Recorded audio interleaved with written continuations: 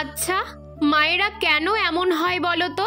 তারা তাদের নিজের জন্য কিচ্ছু কিনতে চায় না। আমরাও যদি কিছু কিনে দিতে চাই তখন তাদের বক্তব্য কোনো দরকার নেই টাকা খরচ করার। আজকেও তেমনই একটা ঘটনা ঘটেছে জানো। জোর করেই মাকে নিয়ে বেরিয়েছি, কারণ আমাদের গঙ্গারামপুর শহরটা খুব সুন্দর করে সেজে উঠেছে, সাথে কসমো বাজারে সেলও চলছে। কিন্তু ভিড় দেখে মা আর সেখানে ঢুকলো না।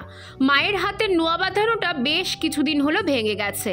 অনেক দিন ধরেই বলছিল সেটা ঠিক করাবে, তাই অগত্যা সেটাই ঠিক করাতে সোনার দোকানে গেলাম। কতবার জোর করলাম, মা এখন তো আমি রোজগার করি, এটা আর ঠিক করানোর দরকার নেই, নতুন নাও। না, কে শোনে কার কথা, উনি ওটাই ঠিক করাবেন। তারপর বললাম অ্যাটলিস্ট এর উপর নতুন ডিজাইনের শাখা পলাগুলো নাও, খুব ট্রেন্ডিং। তাতেও আমার মায়ের বক্তব্য, ফালতু টাকা খরচের কোনো দরকার নেই।